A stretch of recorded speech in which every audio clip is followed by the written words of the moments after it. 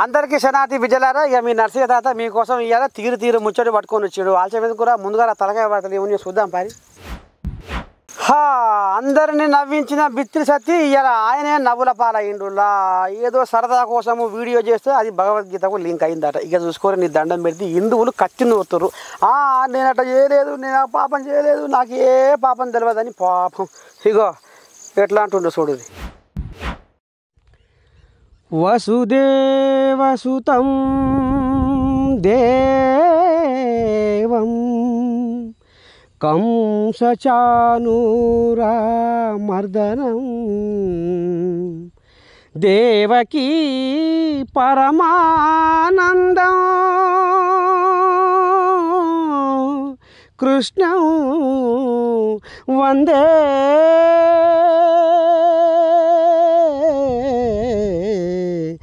జగద్గురు.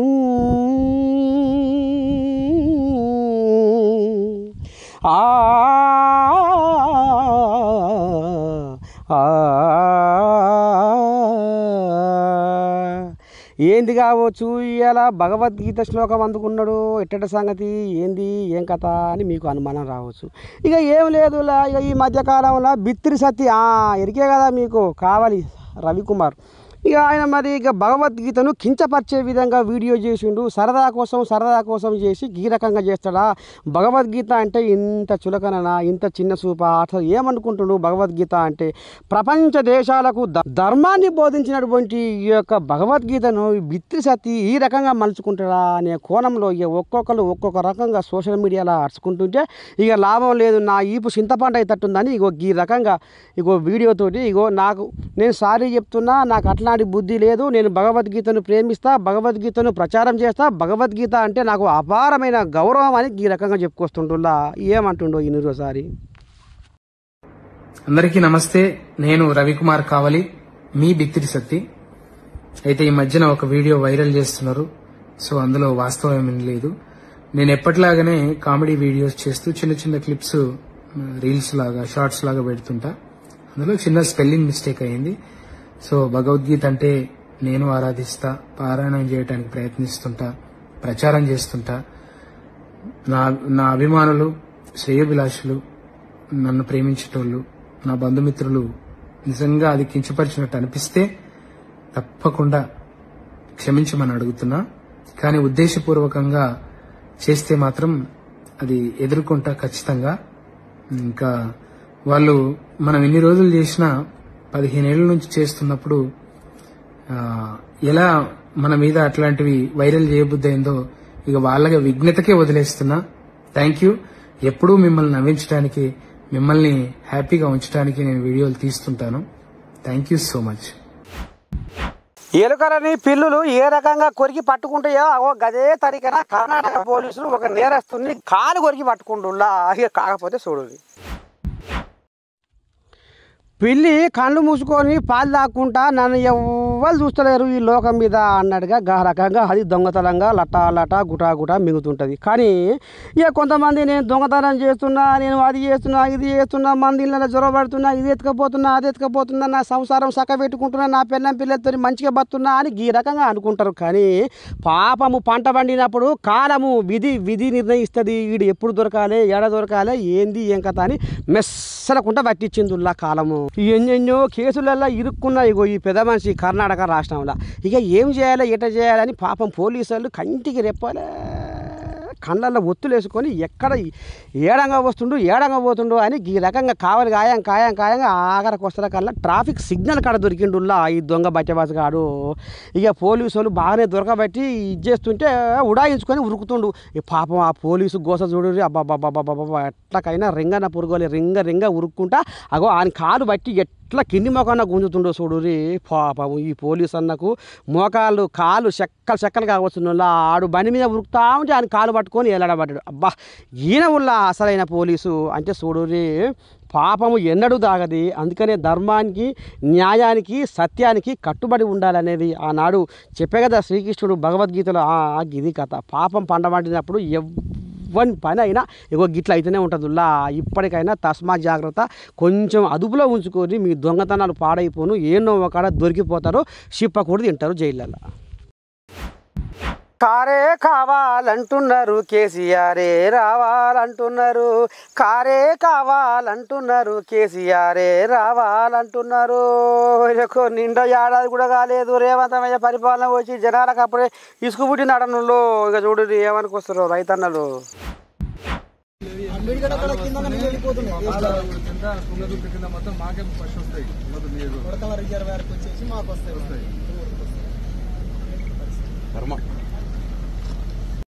నీ చెలిమి కోరుతున్నాయి చెమట సుక్కలు, నీ పేరు అడుగుతున్నాయి పల్లె పల్లెలు. నీ చెలిమి కోరుతున్నాయి చెమట సుక్కలు, నీ పేరు అడుగుతున్నాయి పల్లె పల్లెలు. అయ్యా ఓ కేసీఆర్, నువ్వు లేని తెలంగాణ దివాలా తీసెనయ్యా. ఆనాడు కేసీఆర్ ఉండగానే మా బతుకులు మంచిగుండే, మా బతుకులు పచ్చగుండే, కలకాలం వర్ధిల్లుతాయని మేము భవిష్యము ప్రేమపడ్డము. కానీ ఆఖరికి వస్తారు కల్లా ఇవాళ కేసీఆర్ను దూరం చేసినాక రేవంతమయ్య గద్దెనెక్కినాక మాకు ఎండిపోయిన షిప్పలోనే మా బతుకులు మారిపోయినాయి. ఆనాడు కరెంటు ఎట్లా ఉంది, ఈనాడు కరెంటు గోసలతోటి మా పంట చేనులు ఎండిపోయే కాలం వచ్చింది. ప్రాజెక్టులు నిండినా కానీ నీళ్లు వదిలిపెడతలేరు. రైతన్న అంటే ఎందుకు ఇంత కక్ష రేవంత్ సర్కారుకు అని ఇగో ఈ రకంగా నీళ్లు రాక పంట చేనులు ఎండిపోతున్నాయి అని గిట్ల మొరగిరుల్లా. ఆయన ఉండే కదా పెద్ద మనిషి మాజీ మంత్రి ప్రశాంత్. ఇక ప్రశాంత్తో పాటు కొంతమంది రైతన్నలు ఆంబాయం ఇళ్ళకక్కుతుర్రుల్లా. అసలు ఏమంటారు, ఏంది ఏం కథ ఇగో యూనిర్. 20 ఎకరాలు కౌలు పెట్టాను సార్. కౌలు పెడితే వాళ్ళకు కౌలుకి ఇస్తానా, వాళ్ళ కౌలు ఇస్తానా, వీళ్ళు పొలం 10 ఎకరాలు నానబెడితే 5 ఎకరాలు ఎండిపోయింది సార్. పలిసేరు నిడితే పత్తమని చూస్తాను, నీళ్ళు రావట్లేదు సార్. తుంగొచ్చి నాయకులు అడుగుతాయి నీళ్ళు ఎక్కడ, ఇప్పుడు ఇంకా 2 నెలలు అయింది, 2 నెలలు అయినా పొలం ఎండిపోయినాక కౌలు వేసిన సార్ అంటే ఇక్కడ వచ్చినప్పుడే తీసుకోవాలి అంటారు సార్. ఇక్కడ దాకా ఎందుకు వచ్చినావు కాక? ఇక్కడ నిన్న నుంచి బయటకు వెళ్ళాం సార్. వేడిగడ్డ పలికిందంటే యాపడి పడికింది. టీవీలో ఆడ చూస్తే ఏం లేదు, టీవీలో అయితే చెప్తారు సార్. నా ఇంట్లో టీవీ చూస్తే అందరం అనుకున్నాం సార్ నిన్న నుంచి ఇప్పుడు ఉపాధి పోచంపాడు నీళ్ళు రావు కదా మరి మంచిగా ఉన్నది సార్. పోచంపాడు నీళ్ళు రావు కదా, ఇక్కడ దాకా ఎందుకు వచ్చి నీళ్ళు వస్తే సార్ వచ్చిందని పర్మిషన్ మాకు దొరికింది. గేట్ వద్దా అంటే సార్ కలిసి వద్దాం, మనం కూడా టైం పాస్ చేసి సార్ కలుతారు కదా చూసి వద్దామని వచ్చినాం. మన సారే కదా ఆ బాధ గురించి వచ్చినాం సార్. అదే కేసీఆర్ సార్ ఉన్నాడు, పాలు పెనుకుంటూనే ఉండే సార్. ఇంతవరకు అక్కడ సెలవు లేనే బాగున్న కాడి పోలే, కరెంట్ బోర్డు తెలియదు, అంతా మంచిగా ఉన్నది సార్. ఆ పెద్ద సార్ ఉన్నది, ఈ బాధలు వచ్చినాయి సార్ మాకు.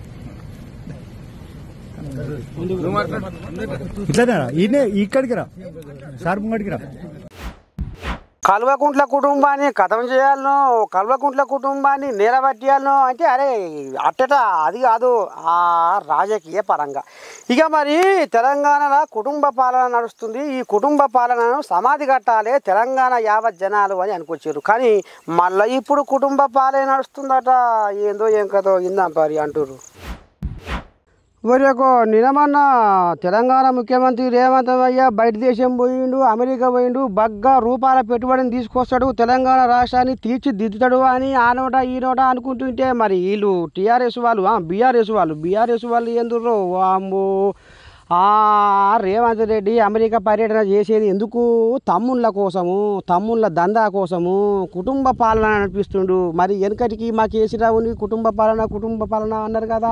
ఇగో ఇప్పుడు వాళ్ళ తమ్ముళ్ళు అడుగడుగున ఇటు జగదీశ్వర్ రెడ్డి, అటు తిరుపతి రెడ్డి, ఇటు కొండల రెడ్డి ఎవరికి వాళ్ళే ఈ రకంగా అధికారికంగా వాళ్ళు పనులు చేస్తున్నారు. అసలు ఏ హోదా ఉందని వీళ్ళు చేస్తున్నారు. వీళ్ళు ఏమన్నా అంటే వీళ్ళని బెదిరిస్తున్నారు, రౌడీజం చేస్తున్నారు, దౌర్జన్యాలు చేస్తున్నారు, అక్రమంగా దోపిడీలు చేస్తున్నారు. ఈ రకంగా చేస్తున్నారు కాబట్టి మరి రేవంతమయ్యని ఏమనాలి, ఎట్లా అనాలి, గిట్టి తరీకేనా అని ఈ రకంగా ఇటు బాలకసుమను, అటు కేటీఆర్, ఇటు క్రిషాంగ్ మొత్తం నోరు బొంగు కుతుకులపడంగా దంచి మాట్లాడుతుర్రులా. అంటే చూడురి అప్పుడే కుటుంబ పాలన కాడికి వచ్చిందుల్లో వ్యవహారం చూడాలి. మరి రేపు ఇంకా ఎన్ని పంచాయతీలు మోపైతాయో మరి ఇంకెట్టవుతుందో కానీ చూద్దాం ముందు. ఈయన ఏకంగా ఒక బృందాన్ని తీసుకొని ఆస్ట్రేలియా పర్యటనకు పోయిండు. ఆస్ట్రేలియా పర్యటనలో ఈ కొండలరెడ్డి ప్రజాప్రతినిధిగా ఎన్నికైన వరంగల్ ఉమ్మడి జిల్లాకు సంబంధించిన ఎమ్మెల్యే నాయన్ రాజేందర్ రెడ్డి గారు వరంగల్ వెస్ట్ నుంచి ఆయన ప్రాతినిధ్యం వహిస్తున్నారు. ఆయనను పక్క సీట్లో కూర్చుండబెట్టి ఈయన మధ్యలో సీట్లో కూర్చున్నాడు ఆస్ట్రేలియా పర్యటనలో. మరి ఈయనకి ఏ అధికారిక హోదా ఉంది, ఎట్లా అయినా ఏ హోదాలో ఒక బృందాన్ని ఆస్ట్రేలియా పర్యటనకు తీసుకొని పోయిండు, అక్కడ ఎన్నికైన ప్రజాప్రతినిధి పక్కకు పెట్టి ఈయన అక్కడ మేయర్ సీట్లో ఎట్లా కూర్చున్నాడు. ఇదొక ఫోటో ఇవాళ ఈ పత్రిక మీడియా మిత్రుల సమావేశం ద్వారా తెలంగాణ ప్రజలకు చూపిస్తా ఉన్నాం.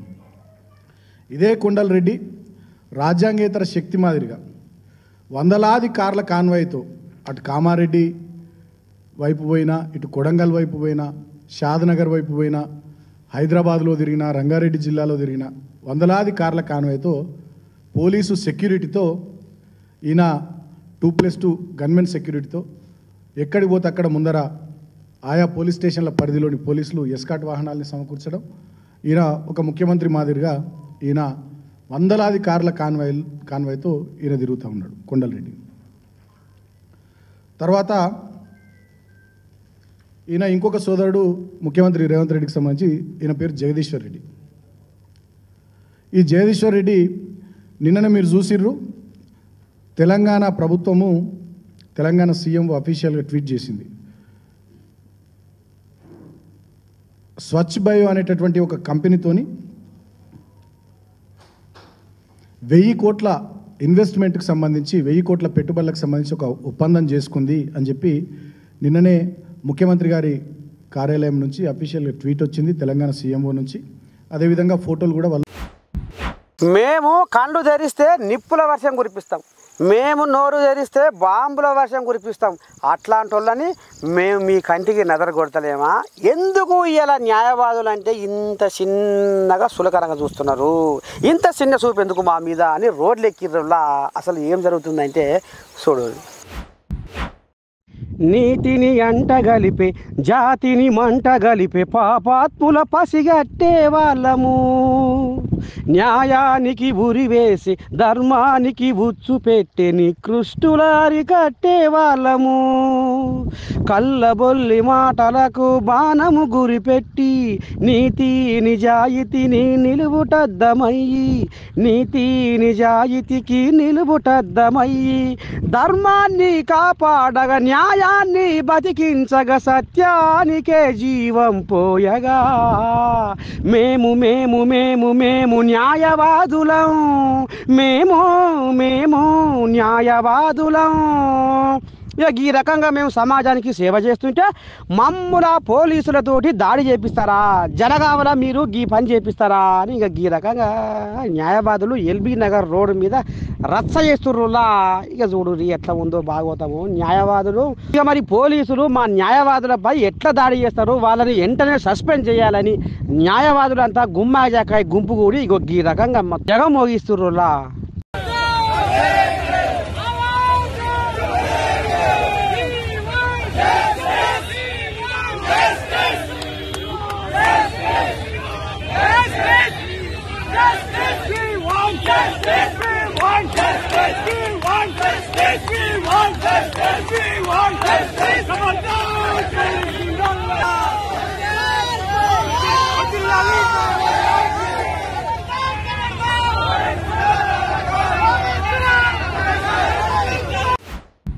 నిన్న మొన్నటి దాకా కచ్చకోలాటము ఏ రాజకీయ పార్టీలో ఉంటుందంటే ఏం చెప్పే జనాలు ఇంతోడు కాంగ్రెస్లో కచ్చకోలాటం ఉంటుంది. ఇలా ఒకరంటే ఒకరికి పొసగది పడది, వాళ్ళకు వాళ్ళే కొంకులు నరికి చిచ్చులు పెట్టుకుంటారు అనేది గుసగుస. కానీ ఇప్పుడు బీజేపీ వాళ్ళదంటే తయారైందట లాగా చిచ్చు. ఇక చూడు ఎవరికి పడదో ఉచ్చు. ఒరేకో ఇది ఎక్కడి గమ్మతులు, ఊరంతా ఒడ్లు ఎండ పెట్టుకుంటే నక్క తోక ఎండ పెట్టుకున్నట్టే ఉంది ఏముల్లా కథ బీజేపీ వాళ్ళది. మరి ఏముందల్లా ఇప్పుడు బీజేపీ ఎమ్మెల్యేలు ఒక దిక్కు అయ్యారట, కిషన్ రెడ్డి ఒక దిక్కు అయిందట. ఇప్పుడు కిషన్ రెడ్డికి బీజేపీ ఎమ్మెల్యేలకు అస్సలు వార్త లేదట. ఇక నీ పాడైపోరు. మరి ఇక బీజేపీ ఆఫీసులో ఇక రుణమాఫీ ఎలుపులైన కేంద్రాన్ని ప్రారంభిస్తే ఒక్క ఎమ్మెల్యే గదిలేడట, ఒక్క ఎమ్మెల్యే రాలేదట. అస్సలు ఎందుకు రాలే, ఏమిటికి రాలే అని ఇట్లాంటి కార్యకర్తలు వాళ్ళు వీళ్ళు అభిమానులు ఫోన్ చేస్తే మాకు ఆహ్వానమే అందలేదు, మాకు చెప్పలేదు అని ఈ రకంగా సమాధానం చెప్తున్నారట. అంటే చూడుది ఇంకా బీజేపీలో కూడా కచ్చకోలాటం సురువైనట్టేనుళ్ళు వెనకడికి కాంగ్రెస్ పార్టీలో ఉండే. ఇక గదే తరీఖన ఇప్పుడు బీజేపీ వాళ్ళదంటే కచ్చకోలాటం నడుస్తుందని ఈ నోట ఆ నోట ఒకటే గుసగుస పెట్టుకుంటుర్రులా. మొత్తానికైతే మరి కిషన్ రెడ్డి ఒకటైండు, కతిమ ఎమ్మెల్యేలు ఒకటైందంటే కథ ఏదో ముందు జరగబోతుంది అన్నట్టు. చూద్దాం ఏం జరుగుతుందో. మేడిగడ్డకు తొర్రబడి మేడిపండు అయ్యింది. ఇక కాళేశ్వరం వన్నె తప్పి చిన్నపోయి కనుమరుగైపోయింది. అసలు కాళేశ్వరం అంటే ఇదేనా, ఎంత కాడికి వచ్చింది కథ అని కాంగ్రెస్ వాళ్ళు కయ్యానికి కాలు దువ్విరు కదా. కానీ ఇప్పుడు ఆ కాళేశ్వరం కథ ఎట్లా ఉందంటే ఇప్పుడు బీఆర్ఎస్ వాళ్ళకు సందు దొరికిందిలా చూడురి. ఎండిన ఊళ్ళ గోడు ఎవరికి కావాలి, పండిన ఊళ్ళకు ప్రభువులందరూ అన్నట్టుగా మరి ఆనాడు కాళేశ్వరం కాచకరిచింది, కాళేశ్వరం కథ ఒడిచిపోయింది అని ఇక కాంగ్రెస్ నాయకులు గగ్గోలు పెట్టింది కదా. మేడిగడ్డ మేడి పండగింది, కాళేశ్వరం కథ ఒడిచిపోయింది, కాళేశ్వరం అస్సలు పనికి రాకుండానే అయిపోయిందని ఇక కాంగ్రెస్ వాళ్ళు ఒక్క తీరుగా బదనామం చేసిరా బీఆర్ఎస్ వాళ్ళను నీ దండం పెట్టి తీరొక్క నిందలు మోపిరి. ఇక ఆఖరికి వస్తార కల్లా ఇప్పుడు కథ ఉల్టా తిరిగిందులో రంగనాయక సాగర్ రిజర్వాయర్ నుండి మల్లన్న సాగర్ రిజర్వాయర్కు కాళేశ్వరం నీటిని విడుదల చేస్తుర్రు అట. అమ్మ చూస్తుర్రా, కాళేశ్వరం పనికి రాదన్నారు. కానీ ఇవాళ అదే కాళేశ్వరం నీళ్లు వాడక తప్పని పరిస్థితి వచ్చిందని ఈ రకంగా బీఆర్ఎస్ నాయకులు కాంగ్రెస్ వాళ్ళ మీద నీ దండం పెట్టి కంచుకోవడలేక మొత్తుకుంటున్నాడనులా. అంటే చూడుది ఇక మరి ఒడిచిపోయింది, అదైంది ఇదైంది పాసిపోయిందన్న ముచ్చట ఇప్పుడు ఏమైంది. ఆఖరికి వస్తారు కల్లా కాళేశ్వరం ఇప్పుడు నిర్ణయాల సాయం చేస్తుంది అనేది ఇప్పుడు ఓ పక్క రైతులు అంటున్నారట, ఇంకో పక్క బీఆర్ఎస్ నాయకులు అనుకుంటున్నారు. చూడాలా మరి రేపు కాంగ్రెస్ వాళ్ళు దీని మీద ఎట్లా స్పందిస్తారో, ఏ రకంగా కౌంటర్ ఇస్తారో ఇందాముందా.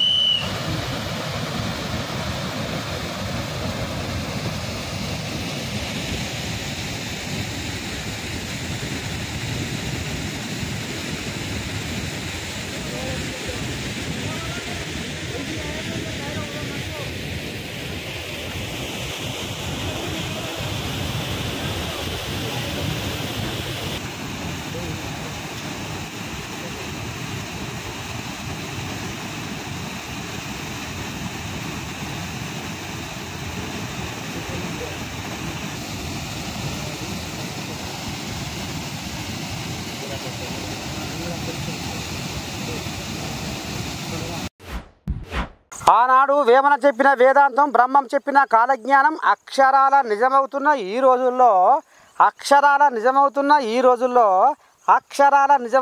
ఈ రోజుల్లో బాధ్యత తెలియని ఉద్యోగులు తయారయ్యారట ఈ నాగార్జున సాగర్లా. ఇక చూడు ఏం జరిగిందో.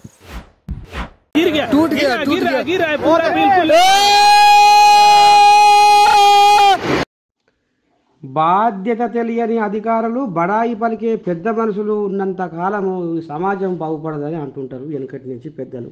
ఇది అక్షర సత్యం అంటారు. కానీ ఇప్పుడు గదే తరికన సర్కారు అధికారుల నిర్లక్ష్యం వలన ఇవాళ వేల మంది కూలీలు అన్యాలంగా ఉత్త పుణ్యానికి జీవిపోతుండేలా. ఏదో ఆ దేవుని పుణ్యాన ఈ గండం తప్పింది. కానీ ఉత్త పుణ్యానికి ఎంతో మంది నేలమట్టం అయ్యే కాడికి వచ్చింది కథ. ఎట్లా అంటారా, ఇక మరి నిర్ణయాల వారం ముసులు దూరం కొడుతుండే. ఇక మరి నాగార్జున సాగర్లో ఉన్న ఈ సొరంగాన్ని, అది సుంకిశాల రిటైనింగ్ వాలని ఒకటి ఉంటుంది. ఈ సొరంగ మార్గము పూర్తిగా ఓపెన్ చేయడం వలన ఈ ప్రమాదం జరిగిందని చుట్టుపక్కల ఉన్నోళ్ళు ఈ రకంగా వీడియో తీసారు. ఇక ఇది ముసుక్కున పొక్కితే రేపు మన ఇలువేడబోతుందో, ఇజ్జతేడబోతుందో, జనం ఏమంటారో, మన పై అధికారులు ఏమంటారో ఏం కథ అని ఆగస్టు 1వ తారీఖున ఈ కథ జరిగితే ఇంతవరదాకా కూడా ఇది లోపలనే దాచిపెట్టిరట. ఇక నిర్ణయాల ఇది బయటకు వచ్చింది. చూడాల మరి సర్కారు సకదన ఇంత ముద్దుగా పోతున్నందుకు ఇక మరి రేపు జనాలు ఏమని ఆడిపోసుకుంటారో ఎటువంటి సంగతి ఉందా.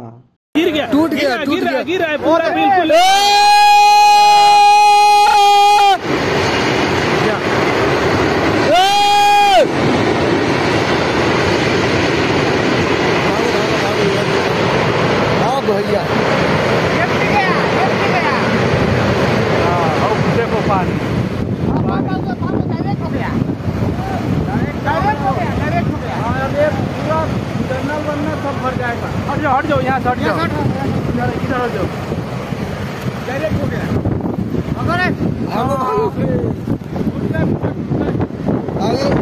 ये लोग कंपर से गया है नीचे। అవును, సర్కారును నడుపుతుండు కాబట్టి, రాజ్యాన్ని ఏరుతుండు కాబట్టి బరాబరు గిది గిట్లా అని మేము తప్పులను ఎత్తి చూపి మాట్లాడతాం. గాయనంటే గీనకేం శరము, గీన వచ్చి నడిమి ఇట్లా అని ఓ అమ్మ ఈ రకంగా బీఆర్ఎస్ వారు అంటుంటే నేను అయినా వస్తా కాకుండా వస్తా అన్నట్టుగా ఆయన ఏ రకంగా సమాధానం చెప్తుండో చూడు. ఓ ఎండిన మోడుకు ఎర్రని పూలు తలిగించినట్టుగా జేఎస్ రంజన్ సారు గాయనేనులో ఐటీ పరిశ్రమల ప్రిన్సిపల్ సెక్రటరీ రామసక్కని ముచ్చటే ముంగటేసుకునిగా ఇంతకు మరి సారు పంచాది ఏంటంటే నిన్న మొన్న బీఆర్ఎస్ వాళ్ళు ఇక మరి అమెరికాకు పోయాగా రేవంత్ రెడ్డి అమెరికాకు ఎందుకు పోయిండంటే ఇగో అన్నదమ్ముల దందాల కోసం పోయిండు, బ్లాక్ మనీని వైట్ మనీగా మార్చుకుంటేందుకు పోయిండు. అప్పుడే 2-3 నెలలనే మంచిగా 3-4 కంపెనీలు పెట్టిర్రు. అగో ఆ దందా నడిపించుకుంటేందుకు చూసుకుంటేందుకు పోయిండు. తెలంగాణకు ఏదో పెట్టుబడి తీసేందుకు పోలేదు. అయినా ఆయన కలిసినవి మొత్తం బోగస్ కంపెనీలే, బోగస్ కథ నడుస్తుందని బీఆర్ఎస్ వాళ్ళు రచ్చ చేసిరు కదా. కాదు అదంతా ఉత్తముచ్చుగా. ఇగో నేను చెప్పేది వాస్తవం అని ఈ రకంగా ఇగో వీడియోతో బయటకు వచ్చిండు జేఎస్ రంజన్ సారు. ఏమంటుండో ఇందాం పారు ఒకసారి. I'm in the US. I'm a part of the delegation led by Honorable Chief Minister and Honorable Minister for IT and Industries. 2 days of very interesting, exciting back-to-back programs have just concluded. We are now moving to the 3rd city. As a matter of fact, I've been to such kind of road shows, investment promotional programs in the past as well. But what I notice is the kind of interest Honorable Chief Minister and Minister are taking in understanding what the other participant is bringing to the table, how will it benefit the state, what does it take to really develop an enabling framework through which all these investments go through much easier. And I can also notice that the Chief Minister is also getting some very valuable insights on how this whole world of trade, investment, interacting with multinationals, interacting with global leadership, how that happens. And I'm very sure that this will give him a very strong foundation of leading the state for many successful years and making it one of the most preferred and coveted investment destination. I know that back in India, back in Hyderabad in particular, there have been some questions about some of the meetings that we have had, what kind of outcomes are we expecting. But let me mention this to you.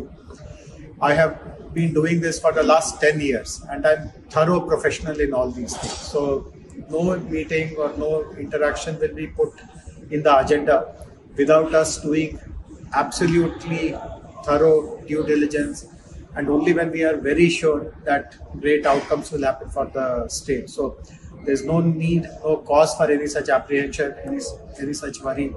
Our professionalism, our reputation is at stake, and we will never let anyone down with this.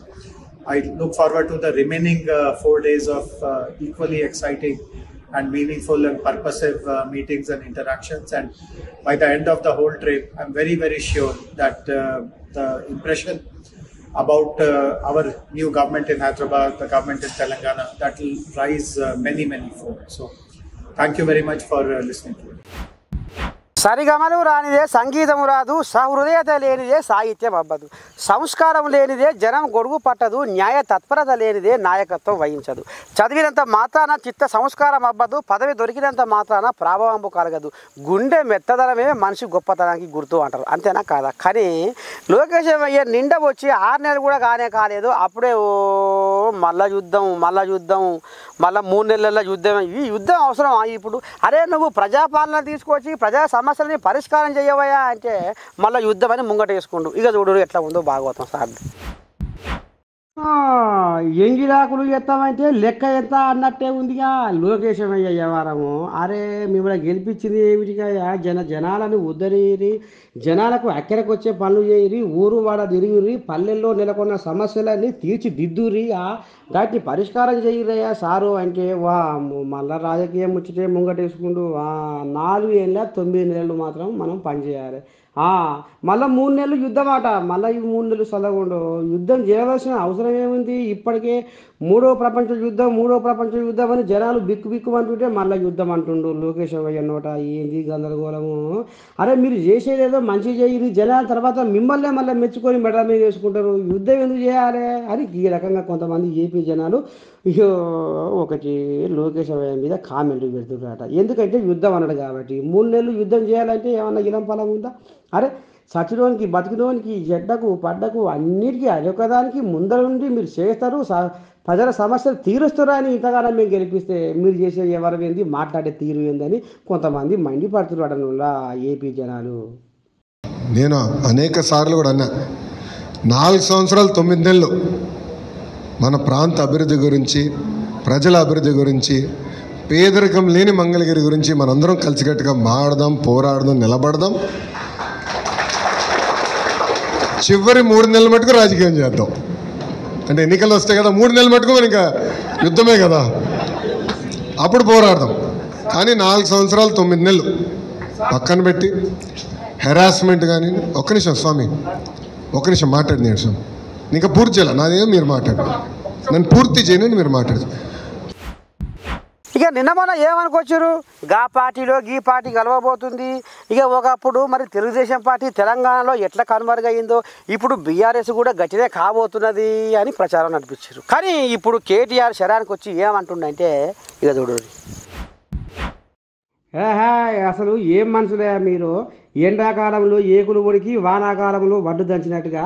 అరే మా BRS party అంటే మీకు కండుకు నదర కొడతలేదా? ఎందుకని మా BRS party అంటే ఇంత సులకన చేస్తున్నారు అని కేటీఆర్ బగ్గున మండిపడుతుండ్రులా.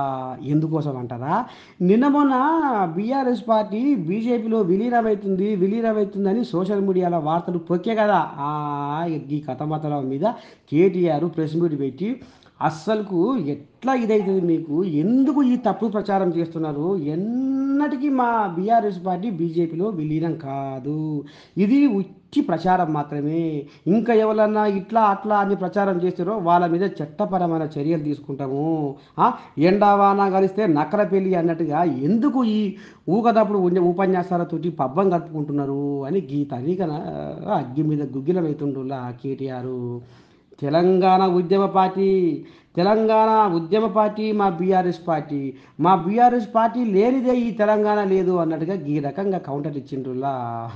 ఎందుకంటే ఇది నిన్న వాళ్ళు వీళ్ళు గాయగత్తలు లేపిరు కదా, గాలకు సురుకులు ఈ రకంగా తలిగిచ్చిండు కేటీఆర్ సార్.